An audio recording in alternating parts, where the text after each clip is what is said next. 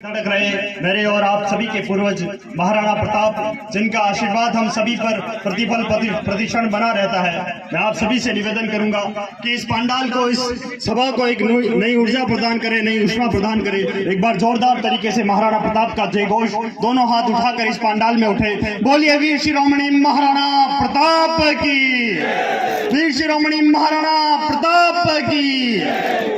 यहाँ पर पूज्य चरण संत श्री विराजमान है। निश्चित रूप से ये मेरा तो नहीं, मेरे पूर्वजों का कोई पुण्य कर्म है, जिसके कारण आज इस इतने समृद्ध मंच पर संत श्री के चरणों में मुझे उपस्थित होने का सौभाग्य प्राप्त हुआ।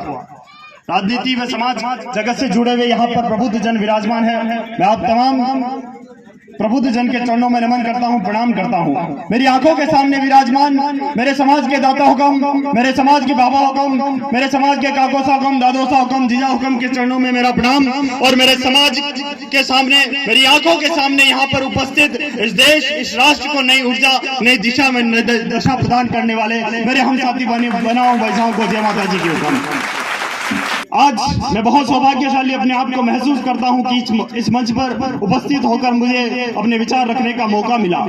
ये राजपूत समाज वो समाज रहा है जो हमेशा अपने शौर्य वीरता के लिए जाना जाता रहा है। यह राजपूत समाज वो समाज रहा है जो हमेशा से अपने त्याग और तर्पण के लिए जाना जाता रहा है। मैं यदि आजादी से पूर्व की बात करूं, जिस प्रकार से हमारी क्षत्राणियों ने, जिस प्रकार से हमारी माओ ने इस समाज के रक्त को संचित किया है और इस समाज को एक नई ताकत प्रदान की है, मुझे बहुत खुशी होती है जब हम किताबों में पढ़ते हैं, चुंडावत मांगी सेनानी, सिर काट दे दियो शत्राणी, वो जोधो दुर्गा दास जबर भेल्ली दिल्ली सीट टक्कर, और वो खूब जलमियो भामाशा राणारी पूरी मनाशा। इस प्रकार के समाज सेवी, इस प्रकार के समाज समर्पित लोग हमारे समाज में पैदा हुए हैं। मुझे बहुत अच्छे से याद है किस प्रकार से स्वाभिमान की अपनी डोर को जीवित रखने के लिए और स्वाभिमान की ध्वजा को जीवित रखने के लिए मां पद्मावती ने धधकती जौहर की ज्वाला में अपने आप को समर्पित कर दिया, पर किसी की गुलामी मंजूर नहीं की, किसी की नजर अपने आप पर नहीं पड़ने दी, अपने आंचल पर नहीं पड़ने दी। मेरे समाज के बनाओ भाईसाओं, मुझे गर्व होता है जब मैं उस केवल 21-22 साल की भाईसा हुकम,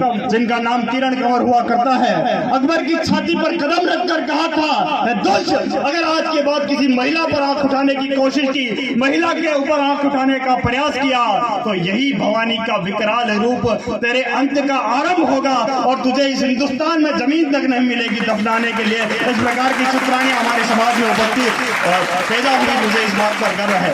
महाराणा प्रताप जैसे वीरों का, पृथ्वीराज चौहान जी जैसे वीरों का, दुर्गादास राठौर जैसे वीरों का आदर्शों पर हम चलकर, उनके आदर्शों से हम जब प्रेरणा लेते हैं तब मुझे खुशी होती है। और आजादी के बाद भी जब राजपूत समाज के ऊपर जिम्मेदारी आई, आजादी के बाद भी जब राजपूत समाज के ऊपर नेतृत्व की जिम्मेदारी आई, मुझे इस बात की खुशी होती है कि इस राजपूत समाज ने हंसते हंसते अपनी जमीनें दान कर दी, हंसते हंसते अपनी कोठड़ियां दान कर दी और इस हिंदुस्तान को एक अखंड हिंदुस्तान बनाने की कोशिश की, इस हिंदुस्तान को एक हिंदुस्तान बनाने का प्रयास किया।